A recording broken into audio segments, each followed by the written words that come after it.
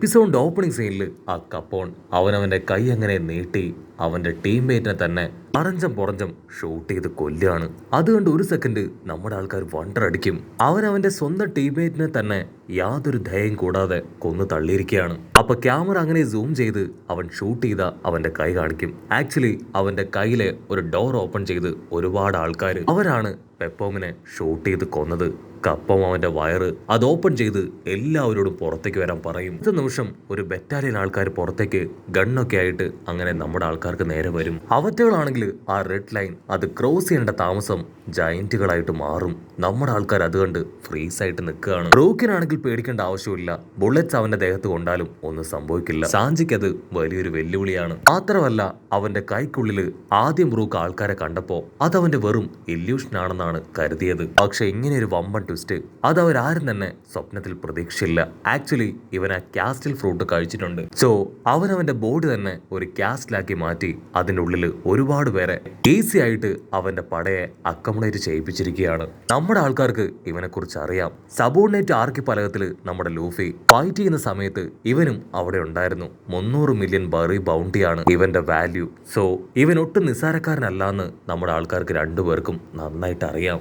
അപ്പോണാണെങ്കിൽ easy ആയിട്ട് പറയും, നിങ്ങൾ വെറുതെ ആവശ്യമില്ലാത്ത പ്രശ്നം ക്രിയേറ്റ് ചെയ്യേണ്ട. നിങ്ങൾ ശബ്ദം ഉണ്ടാക്കിയ ഇവിടെയുള്ള ട്രൈബ്സ് അവരും ഇവിടേക്ക് ഓടി വന്ന് ഫൈറ്റ് ചെയ്യാൻ തുടങ്ങും. ഓൾറെഡി മാനസികവും ശാരീരികവുമായിട്ട് അവർ തകർന്നിരിക്കുമല്ലേ. അവർക്ക് വീണ്ടും ഒരു ഇമ്പാക്ട് നിങ്ങൾക്ക് കൊടുക്കണമെന്നുണ്ടോ? പക്ഷെ നമ്മുടെ ആൾക്കാരാണെങ്കിൽ ഫയർ ആയിട്ട് പറയും, ഒരു കാരണവശാലും അവരിവിടേക്ക് വന്ന് ഇതിൽ ഇടപെടില്ല. ഞങ്ങൾ തന്നെ നിങ്ങളുമായിട്ട് ഫൈറ്റ് ചെയ്യുമെന്ന് പറഞ്ഞ് അവർ ഫൈറ്റ് ചെയ്യാൻ തയ്യാറാവും. അപ്പോഴായിരിക്കും ആ കപ്പോൺ മറ്റൊരു ട്വിസ്റ്റ് നമ്മുടെ ആൾക്കാരുടെ മുൻപിലേക്ക് വെക്കുക. അവരാണെങ്കിൽ ഓൾറെഡി അവരുടെ കസ്റ്റഡിയിൽ നാമിയെയും ചോപ്പറിനെയും കൊണ്ടുവന്ന് കഴിഞ്ഞു. അവർ രണ്ടുപേരെയും ഇപ്പൊ അവർ കാണിച്ചു കൊടുക്കും. ചാഞ്ചിക്കും ബ്രൂക്കിനും ആണെങ്കിൽ എന്താ ചെയ്യേണ്ടതെന്ന് അറിയില്ല. അവരിപ്പോ പൂർണ്ണമായിട്ടും പെട്ട് നിൽക്കുകയാണ്. അപ്പൊ നമ്മുടെ സീസർ അവന് നൈസായിട്ട് അവിടേക്ക് വന്ന് ഒരു മരത്തിന്റെ മുകളിൽ അങ്ങനെ പതുങ്ങി നിൽക്കും. കപ്പോണാണെങ്കിൽ വിളിച്ചു പറയും, സീസർ ഇവിടെ തന്നെ ഉണ്ടെന്ന് എനിക്ക് നന്നായിട്ട് അറിയാം. മര്യാദയ്ക്ക് ഞങ്ങളുടെ അടുത്തേക്ക് വന്ന് സറണ്ടർ ആവുന്നതാണ് നിനക്ക് നല്ലത്. അല്ലെങ്കിൽ C% സ്റ്റോൺ കൊണ്ടുണ്ടാക്കിയ ബുള്ളറ്റ്സ് അത് നിന്റെ നെഞ്ചിലൂടെ തുളഞ്ഞു കയറും. അവനാണെങ്കിൽ വേറെ വഴിയില്ലാതെ ഇപ്പൊ താഴേക്ക് ചാടി സറണ്ടർ ആവും. അപ്പോഴേക്കും C% സ്റ്റോൺ കൊണ്ടുണ്ടാക്കിയ പിയേഴ്സ് വെച്ച് അവർ സീസറിനെ ലോക്ക് ചെയ്യാണ്. കപ്പോൺ പറയും, ആക്ച്വലി ഞങ്ങളുടെ കയ്യിൽ C% ബുള്ളറ്റ്സ് ഇല്ല. നിന്നെ പറ്റിക്കാനും കറക്റ്റായിട്ട് നിന്നെ പിടിക്കാനുമാണ് അങ്ങനെ ഒരു ബുദ്ധി ഞാൻ ഉപയോഗിച്ചതെന്ന് പറഞ്ഞ് ഈസി ആയിട്ട് അവനെ സ്വന്തമാക്കും.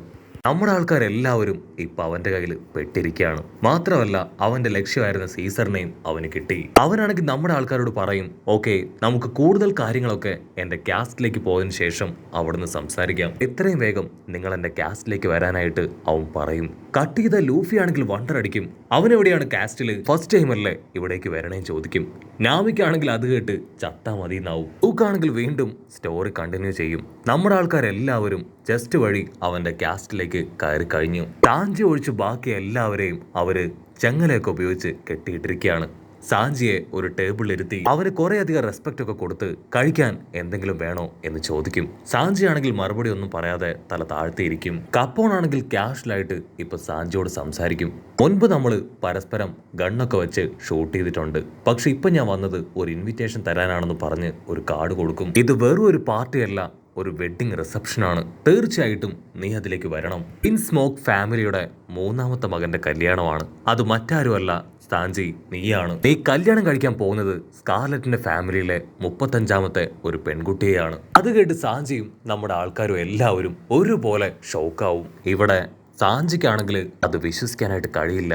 ഇത്രയും കാലം ഇല്ലായിരുന്ന ഈ ഒരു ഫാമിലി അതിപ്പോ എവിടുന്ന് വന്നു ചിന്തിച്ച് അവനാണെങ്കിൽ ഫുൾ കലിപ്പിൽ നിൽക്കുകയാണ്. അവന്റെ കലി കൂടിക്കൂടി വരുംതോറും അവന്റെ കാലിന്ന് അങ്ങനെ ഫയർ താഴേക്ക് പോവാണ്. അതിൽ കപ്പമാണെങ്കിൽ ടെൻഷനായിട്ട്, നീ എന്തായി ചെയ്യണേ, എന്റെ കാസ്റ്റില് അത് നീ ചുട്ടരിക്കരുതെന്ന് പറയും. സാഞ്ചി ആണെങ്കിൽ അടിച്ചു പറയും, എത്ര ധൈര്യം ഉണ്ടെങ്കിൽ എന്നോട് ചോദിക്കാതെ എന്റെ കല്യാണം അത് ഫിക്സ് ചെയ്യും. അതിന് കപ്പോൺ പറയും, നീ ആ വിൻസ്മോക്ക് ഫാമിലിയിലെ ഒരു മെമ്പറാണ്. സോ നിന്റെ ഫാമിലിയാണ് ഈ തീരുമാനം എടുത്തത്. ബ്രൂക്കിനാണെങ്കിൽ ആ വിൻസ്മോക്ക് ഫാമിലിയെ കുറിച്ച് ചില കാര്യങ്ങളൊക്കെ അറിയാം. നാമിക്കാണെങ്കിൽ പെട്ടെന്ന് നോ ലാൻഡ് ദ ലയർ എന്ന് പറഞ്ഞ ബുക്ക് അത് അവൾ വായിച്ച കാര്യം ഓർമ്മ വരും. അത് അവൾ വായിക്കുന്ന ഈ സമയത്ത് തന്നെ സാഞ്ചി അത് നോർത്ത് ഐലാൻഡിൽ സംഭവിച്ച ചില കാര്യങ്ങളാണെന്ന് അവളോട് പറഞ്ഞിരുന്നു. നമ്മുടെ സാഞ്ചി ജനിച്ചത് അവൻ നോർത്ത് ബ്ലൂവിലാണ്. അപ്പൊ ബ്രൂക്ക് ആണെങ്കിൽ ചില കാര്യങ്ങൾ ഓർമ്മിപ്പിക്കും. ആക്ച്വലി ലോകത്തിലുള്ള കടലില് റെഡ് ലൈൻ എന്നൊന്ന് അങ്ങനെ കടന്നു പോകുന്നുണ്ട്. അതുപോലെ തന്നെ ഗ്രാൻഡ് ലൈനിന്റെ സീ റൂട്ട് അത് ആ റെഡ് ലൈനിനെ ക്രോസ് ചെയ്താണ് കടന്നു പോകുന്നത്. ആ 2 ലൈൻസ് അത് ഈ ലോകത്തെ 4 പാർട്ടായിട്ട് തരംതിരിക്കുകയാണ്. ഒന്ന് നോർത്ത് ബ്ലൂ, ഒന്ന് സൗത്ത് ബ്ലൂ, ഒന്ന് ഈസ്റ്റ് ബ്ലൂ, ഒന്ന് വെസ്റ്റ് ബ്ലൂ. നമ്മുടെ ആൾക്കാരാണെങ്കിൽ ഈ കാര്യങ്ങളൊക്കെ ചിന്തിച്ച് ഇപ്പൊ സാഞ്ചിയെ തന്നെ നോക്കുകയാണ്. സാഞ്ചിയുടെ ഫാമിലിക്ക് സത്യത്തിൽ പത്ത് ഭാഗത്തു നിന്ന് എങ്ങനെ അവർ സൗത്ത് സൈഡിലേക്ക് എത്തി എന്നൊക്കെ അവരങ്ങനെ ചിന്തിച്ചു നിൽക്കും. അപ്പോഴായിരിക്കും സീസർ പറയുക, സാഞ്ചിയായിട്ട് കല്യാണം നിശ്ചയിച്ചിരിക്കുന്നത് അത് മറ്റാരെയുമല്ല, സാക്ഷാൽ ബിഗ് മോമിന്റെ മകളെയാണ്. നമ്മുടെ ആൾക്കാർക്കാണെങ്കിൽ ഇരട്ടി ഷോക്ക് കൊടുക്കും. ഇത്രയും വലിയൊരു സർപ്രൈസ് അത് അവർ പ്രതീക്ഷിച്ചിരുന്നില്ല. ആ വില്ലനാണെങ്കിൽ തീർത്ത് പറയും, സാഞ്ചി ബിഗ് മോമിന്റെ മകളെ കല്യാണം കഴിക്കുകയാണെങ്കിൽ പിന്നീട് ലോഹാൻ ലൂഫിയാൻ ടീം അവരെല്ലാവരും ബിഗ് മോമിന്റെ അസിസ്റ്റൻസ് ആയിരിക്കും. സാഞ്ചി ആണെങ്കിൽ അത് കേട്ട് ടെൻഷനായി അവൻ തീർത്ത് പറയും, എന്നെ കൊണ്ട് പറ്റില്ല, ഒരു കാരണവശാലും ഈ കല്യാണത്തിന് ഞാൻ അംഗീകരിക്കില്ല. ഫസ്റ്റ് തിങ്, ആ പെൺകുട്ടിയെ എനിക്കറിയില്ല. രണ്ടാമത്തെ കാര്യം, നിങ്ങളുടെ ആരുടെ സബോർഡിനേറ്റ് ആയിട്ടിരിക്കാൻ ഞങ്ങൾക്ക് ആഗ്രഹമില്ല. ഞങ്ങൾ എപ്പോഴും ലോഹാൻ ലൂഫിയുടെ അസിസ്റ്റൻസ് ആണ്. അവനാണ് ഫ്യൂച്ചർ പൈററ്റ് കിങ്. നിങ്ങൾക്കിപ്പോൾ ആവശ്യം ഈ സീസർ അല്ലേ? ഞങ്ങൾക്ക് യാതൊരു എതിർപ്പുമില്ല.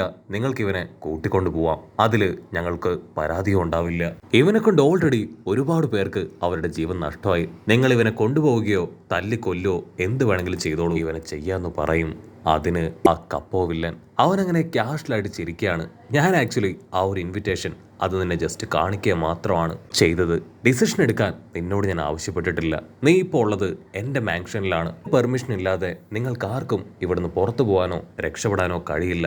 ഞാൻ ഓൾറെഡി പുറപ്പെട്ട് കഴിഞ്ഞു. ഇത്രയും വേഗം നിങ്ങളെ എല്ലാവരെയും ഞാൻ ബിഗ് മോമിന്റെ അടുത്ത് എത്തിക്കും. പ്രധാനമായിട്ട് നിന്നെ. സാഞ്ചിക്കാണെങ്കിൽ കലി കയറി അവൻ ചാടി എഴുന്നേക്കും.